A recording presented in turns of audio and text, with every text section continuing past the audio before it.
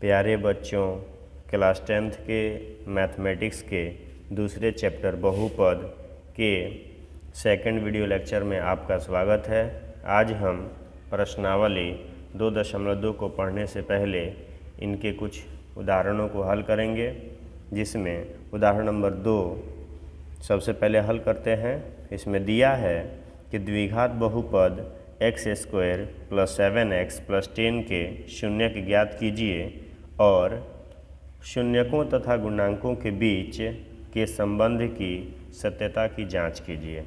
ठीक है, तो ये जो द्विघात बहुपद यहाँ पे जो दिया हुआ है, इसके पहले हमें क्या ज्ञात करना है? शून्यक। और जब शून्यक पता हो जाए तो शून्यकों और गुणांकों के बीच के संबंध की सत्यता की जांच हमें करनी है कि ये इसके शून्यक और गुणांक के बीच में क्या संबंध होता है, यही हमें दर्शाना है। तो चलिए इसे हम हल करते हैं। तो यहाँ दिया है x² + 7x + 10 के शून्यक ज्ञात करना है। तो सबसे पहले हम इस बहुपद को मानेंगे, माना कि x² + 7x + 10 = 0, क्योंकि शून्य ज्ञात करने के लिए हमें इसे 0 मानना होगा। उसके बाद हम क्या करते हैं, फर्स्ट को लास्ट से गुना करते हैं और बीच वाले को 2 टुकड़ों में ऐसे तोड़ते हैं कि जोड़ने पे ये 7x आए और गुना करने पे ये 10x² मतलब 10x² आ जाए। तो यहाँ हम क्या करेंगे, x² का x² लिखेंगे, 7x को 2 पार्ट में तोड़ेंगे, एक 2x + 5x, फिर हमारा ये 10 है तो 10 हो जाएगा = 0।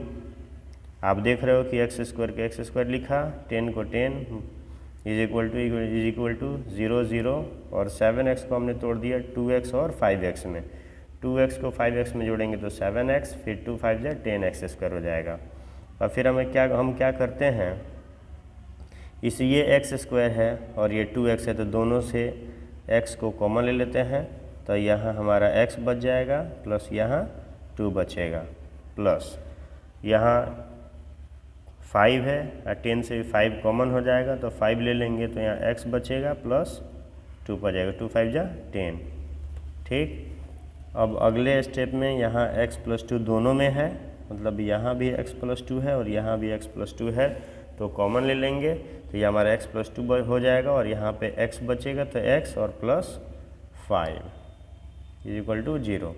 ठीक है, तो इसका मतलब है कि या तो ये 0 है पूरा, तब इसमें गुना किए हैं तो 0 आया है, नहीं तो ये 0 है तब इसमें गुना किए हैं तो ये 0 आया है। तो हम यहाँ से लिखेंगे, यदि x + 2 = 0, तो इसलिए x बराबर हो जाएगा हमारा -2। ठीक, एक हो गया -2। फिर लिखेंगे, यदि x + 5 मतलब ये वाला x + 5 = 0, इसलिए x = -5। तो आप देख रहे हो कि x का एक मान -2 आया, दूसरे x का मान -5 आया। तो हम यहाँ पे लिखेंगे, शून्य ज्ञात करना था तो लिखेंगे, अतः आप बहुपद को px के द्वारा भी डिनोट कर सकते हो। तो यहाँ लिखेंगे, अतः px के 2 शून्यक, एक आपका हो जाएगा -2 और -5 है। ठीक है, आपका एक शून्यक आ गया -2 और एक आ गया 5। अब इसमें हमें शून्यकों तथा गुणांकों के बीच के संबंध की सत्यता की जांच करनी है। तो यहाँ हम इसके लिए लिखेंगे शून्यकों का योग। यहाँ लिखेंगे शून्यकों का योग बराबर, योग का मतलब दोनों को जोड़ देना है, तो -2 में हम प्लस करके -5 यहाँ पे लिखेंगे, -2 में -5 को ऐड करेंगे तो ये जाएगा -7। ठीक है, तो आप इसे -7/1 लिख सकते हो। तो आप देख रहे हो कि ऑलरेडी यहाँ पे x के साथ क्या गुना किया है, +7, तो यहाँ लिखेंगे माइनस, ये हमारा हो जाएगा x का गुणांक एक्स का गुणांक बटे नीचे वाला एक जो है यहाँ एक्स स्क्वायर से एक गुना किया हुआ है, तो यहाँ लिखेंगे एक्स स्क्वायर का गुणांक। अर्थात आप इसे लिख सकते हैं, इसलिए अल्फ़ा प्लस बीटा, क्योंकि शून्यक अल्फ़ा बीटा लेते हैं तो अल्फ़ा प्लस बीटा बराबर हो जाएगा माइनस का माइनस, और एक्स का गुणांक जो होता है बी होता है और एक्स स्क्वायर का गुणांक ए होता है। आप जैसे द्विघात बहुपद का जो मूल रूप था आपने लिखा था A X square plus B X plus C, ये आपका जो फर्स्ट वीडियो लेक्चर था उसमें मैंने इसे बताया था। तो आप देख रहे हो कि x का गुणांक क्या है, b है, और एक्स स्क्वायर का गुणांक क्या है, a है। तो वो चीज़ हमने यहाँ पे लिख दिया था। ठीक है, अब चलिए शून्यकों का गुणनफल देखते हैं। यहाँ लिखेंगे शून्यकों का गुणनफल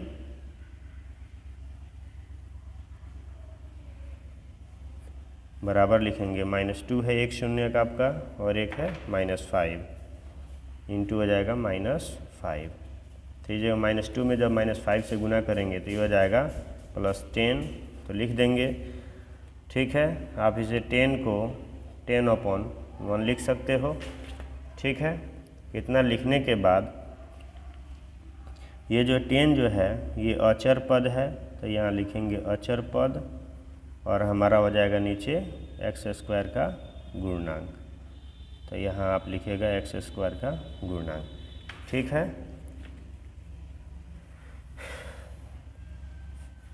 इसके बाद आप लिख सकते हो, इसलिए अल्फ़ा इंटू बीटा बराबर c/a, क्योंकि अचर पद हमारा क्या है, c है, और एक्स स्क्वायर का गुणांक क्या है, a है, तो इसलिए अल्फ़ा इंटू बीटा बराबर हमारा हो जाएगा c/a, और अल्फ़ा प्लस बीटा बराबर हो जाएगा -b/a।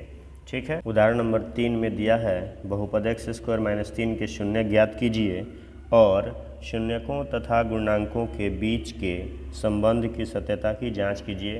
तो जिस तरह से हमने उदाहरण नंबर 2 देखा उसी तरह से इसे भी हम हल करेंगे। सबसे पहले इसका भी हमें शून्य ज्ञात करना है, तो इसके लिए हम क्या करेंगे, माना कि लिखेंगे, माना कि एक्स स्क्वायर -3 = 0। तो यहाँ जब हम एक्स स्क्वायर करेंगे तो ये हमारा प्लस में हो जाएगा, माइनस में 3 है तो बराबर क्रॉस करके प्लस में 3 हो जाएगा, और जब यहाँ पे स्क्वायर है ये बराबर के इस पर आएगा तो ये ±√3 दे देगा। तब आप देख रहे हो इसके दो शून्यक हमें मिल गए। पहला शून्यक जो है +√3 और उसका दूसरा शून्यक जो है -√3 आ गया। तो अब हम यहाँ लिखेंगे, अतः आप बहुपद लिखें या px लिखें एक ही बात है, तो हम यहाँ px लिखते हैं। अतः px के दो शून्यक √3 और -√3 है। ठीक है, तो ये तो हमें शून्यक पता चल गया। अब दोनों के बीच में जो है क्या संबंध है इसे हम देखते हैं। तो अब यहाँ लिखेंगे शून्यकों का योग। शून्यकों का योग हमारा हो जाएगा, एक तो है √3 प्लस में, यहाँ प्लस, दूसरा है -√3। तो जब हम √3 में प्लस करते हैं -√3 को तो ये हमारा हो जाता है 0। अर्थात आप यहाँ देख रहे हो कि इसमें जो है x का गुणांक है ही नहीं, मतलब x है ही नहीं, ये एक्स स्क्वायर है। तो आप इसे 0/1 लिख सकते हो, तो ये हमारा हो जाएगा, आप इसे -0/1 लिख सकते हो। तो हम यहाँ माइनस कॉमन यहाँ पे लिख देंगे। उसके बाद हम लिख सकते हैं यहाँ पर x का गुणांक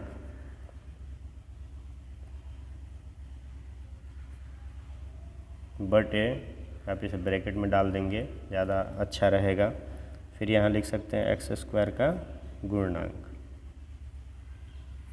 ठीक है, तो आप यहाँ भी आंसर लिख सकते हो, लेकिन एक स्टेप बढ़ा दीजिएगा। -x का गुणांक जो होता है b होता है और x का स्क्वायर का गुणांक जो होता है a होता है। तो हमारा यहाँ पे हो जाएगा therefore alpha plus beta is equal to minus B by A. ठीक है, अब आइए यहाँ पे शून्यकों का गुणनफल देखते हैं। तो यहाँ लिखेंगे शून्यकों का गुणनफल, शून्यकों का गुणनफल बराबर, एक तो हमारा है √3 इंटू माइनस √3। तो ये प्लस माइनस में गुना होगा तो ये हो जाएगा माइनस √3 में √3 से जब हम गुना करते हैं तो केवल 3 आता है। ठीक है, तो आप इसे माइनस का माइनस और इसे आप 3/1 लिख सकते हो। तो यहाँ हम देख रहे हैं कि इस जो बहुपद हमारा था x² - 3 = 0, हमने जो 0 लिया इसमें ये -3 जो है ये अचर पद है। तो हम यहाँ लिख देंगे अचर पद बाई एक जो है हमारा ये x² का गुणांक है, तो आप यहाँ लिखेंगे x² का गुणांक। ठीक है, आपका ये फाइनल आंसर हो गया। लेकिन आप इसे लिख सकते हो क्योंकि शून्यकों का गुणनफल है तो एक शून्यक हमारा अल्फ़ा है, दूसरा बीटा है, तो alpha into beta equal to होता है अचर पद हमारा c है और x² का गुणांक a होता है। तो आप alpha into beta equal to c/a लिख सकते हो। ठीक है, इस तरह से ये हमारा वीडियो कंप्लीट हुआ। और अगर आपने इसे नोट नहीं किया है तो आप इस वीडियो को पॉज करके नोट कर सकते हो। उदाहरण 4 में दिया है एक द्विघात बहुपद ज्ञात कीजिए जिसके शून्यकों का योग तथा गुणनफल क्रमशः -3 और 2 हैं। हमें क्या ज्ञात करना है? एक द्विघात बहुपद जिसके शून्यकों का योग हमें मालूम है और शून्यकों का गुणनफल हमें मालूम है। ठीक है, तो चलिए इसे हल करते हैं। यहाँ दिया है शून्यकों का योग, तो देखिए एक शून्यक अल्फ़ा और दूसरा शून्यक हमारा बीटा है। तो यहाँ हम अल्फ़ा प्लस बीटा का मान जो दिया है शून्यकों का योग -3 है, तो यहाँ -3 लिखेंगे और शून्यकों का गुणनफल जो दिया हुआ है 2, तो ये 2 लिखेंगे। अब देखिए द्विघात बहुपद का सूत्र क्या होता है, तो यहाँ लिखेंगे px = x² minus alpha plus beta into x plus alpha into beta. ये द्विघात बहुपद का सूत्र होता है। हम यहाँ x² का x² लिखेंगे और अल्फ़ा प्लस बीटा का मान -3 दिया हुआ है, तो हम यहाँ -3 इंटू x और +2 लिख देंगे। उसके बाद हम क्या करेंगे, x² माइनस में माइनस से गुना होगा तो प्लस हो जाएगा और 3 में x से गुना होगा तो यहाँ 3x हो जाएगा, फिर +2 हो गया। आप यहाँ आंसर लिख सकते हो, लेकिन आप इसे एक स्टेप और बढ़ा दीजिए। यहाँ लिखेंगे हम अतः अभीष्ट द्विघात बहुपद बराबर हमारा हो जाएगा यहाँ पर x² + 3x + 2। ये आपका फाइनल आंसर हो गया। उदाहरण 5 में दिया है जांच कीजिए कि एक त्रिघात बहुपद px = 3x³ - 5x² - 11x - 3 के शून्यक 3 - 1 और -1/3 हैं। इसके पश्चात शून्यकों तथा गुणांकों के बीच के संबंध की सत्यता की जांच कीजिए। पहले तो हमें ये बताना है कि ये 3 है, -1 है और ये -1/3 जो है ये इसके शून्यक हैं या नहीं। अगर हैं तो आप इनके शून्यकों तथा गुणांकों के बीच क्या संबंध होती है इसकी सत्यता की जांच कर दीजिए। तो हम यहाँ लिखेंगे चूँकि px = ये हो जाएगा 3x³ - 5x² - 11x - 3। ठीक, अब हम क्या करेंगे, बारी बारी से 3 - 1 और -1/3 को x की जगह पे रखेंगे।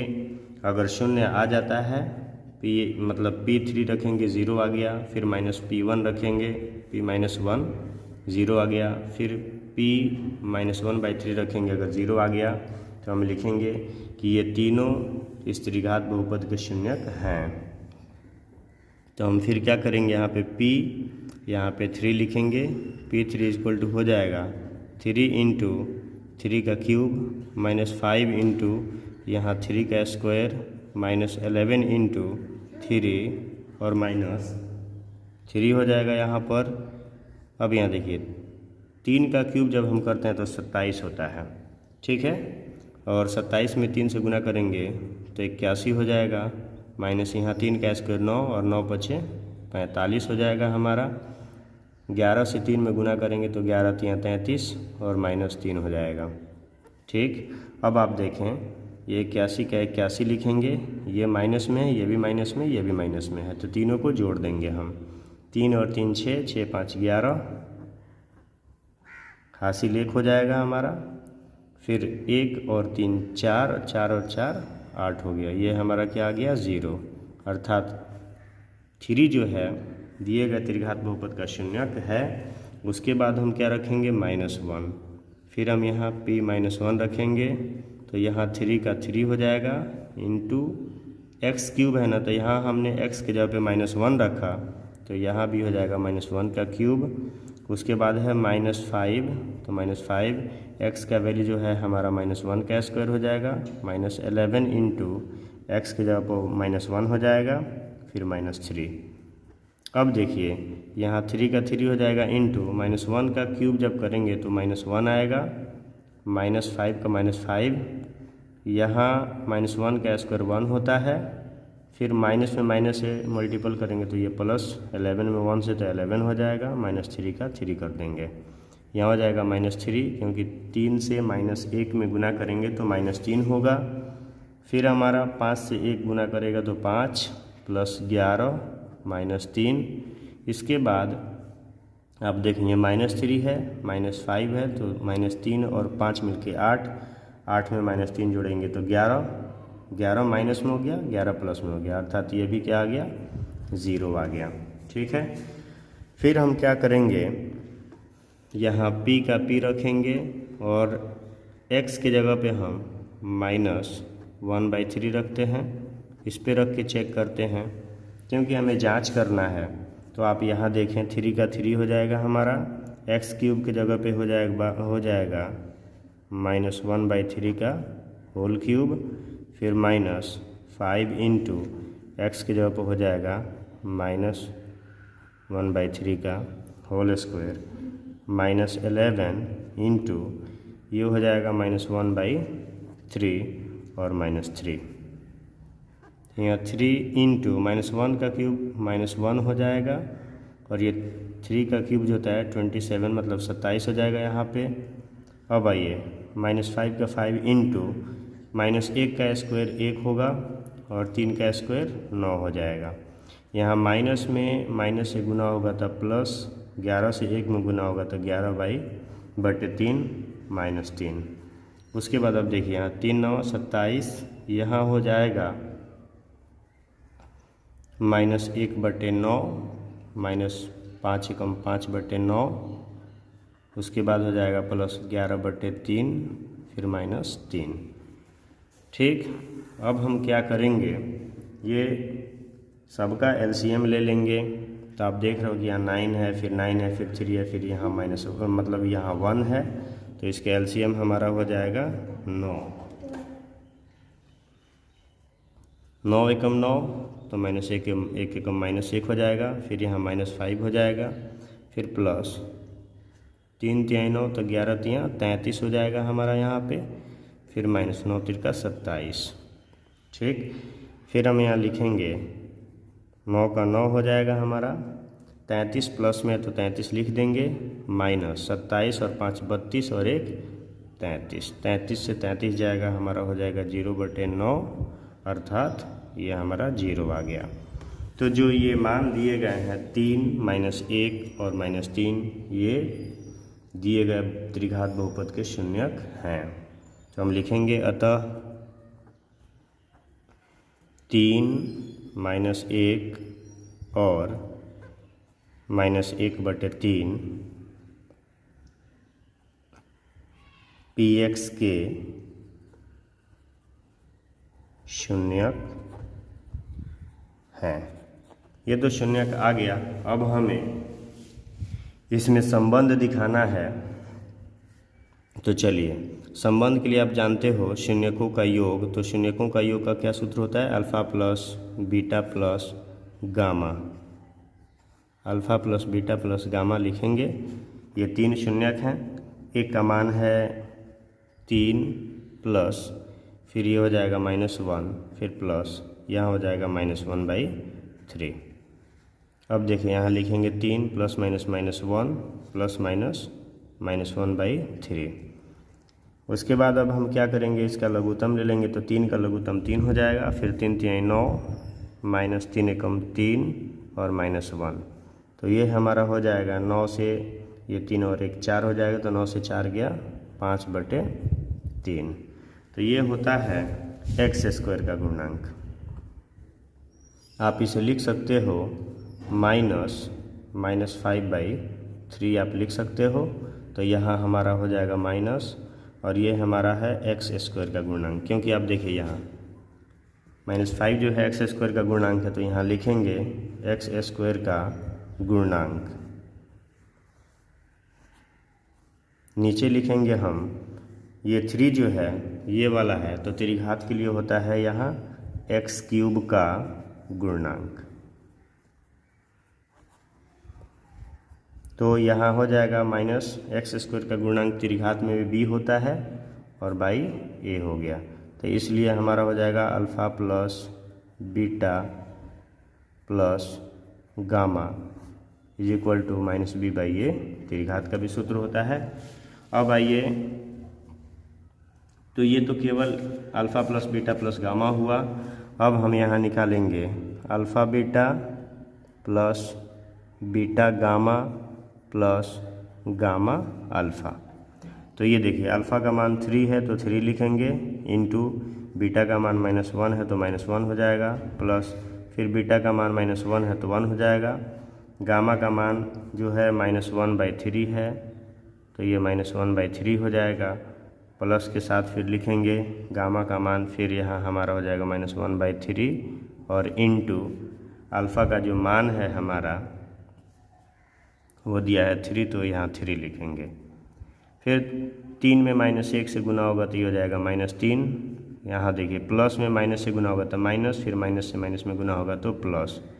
ये हो जाएगा 1/3, क्योंकि 1 में 1 से गुना होकर 1 हो जाएगा। फिर ये प्लस माइनस माइनस हो जाएगा, 3 से ये आपका 3 कट जाएगा, ये हो जाएगा 1। अब आइए यहाँ हम देख रहे हैं कि -3 और -1 मिलकर हो जाएगा -4 प्लस 1/3। फिर हम यहाँ लघुत्तम ले लेंगे तो 3 3 चौका -12 और प्लस 1, तो ये हो जाएगा 1 से 12 जब हम घटाएंगे तो ये हो जाएगा -11/3। क्या हो जाएगा? -11/3। फिर हम यहाँ देख रहे हैं कि 11 जो है x का गुणांक है, तो यहाँ लिखेंगे x का गुणांक बटे x³ का गुणांक। ठीक है, x का गुणांक बटे x³ का गुणांक लिखेंगे, तो इसलिए हम लिख देंगे alpha beta plus beta gamma plus gamma alpha equal to होता है x का गुणांक c होता है और x³ का गुणांक a होता है। तो ये हो जाएगा alpha beta plus beta gamma plus gamma alpha equal to होता है c/a। अल्फ़ा बीटा गामा, तो यहाँ हम देख रहे हैं कि ये 3 हो गया, इंटू बीटा का मान -1 हो गया, इंटू गामा के जगह पे हो जाएगा -1/3। तो देखिए यहाँ प्लस में 3 है तो प्लस माइनस से गुना करके माइनस हो जाएगा, फिर माइनस में माइनस से गुना करेंगे तो प्लस हो जाएगा। तो ये हमारा 3/3। ठीक, तो ये 3 जो है हमारा ये अचर पद है। आप यहाँ देखें तो आप इसे एक स्टेप ऐसे लिख सकते हो, -3/3 आप इसे लिख सकते हो। तो माइनस का माइनस रहने दें और ये -3 जो है यहाँ पे अचर पद है, तो हमें लिखेंगे अचर पद बाय x³ का गुणनांक। तो यहाँ हो जाएगा, इसलिए alpha beta gamma equal to अचर पद हमारा हो जाएगा माइनस है तो माइनस लिख देंगे, और यहाँ d हो जाएगा, और ये होता है x³ का गुणनांक, a होता है तो ये a लिख देंगे। ठीक, इस तरह से हमने इसके बीच में संबंध स्थापित कर दिया। आप इसे नोट कर लें।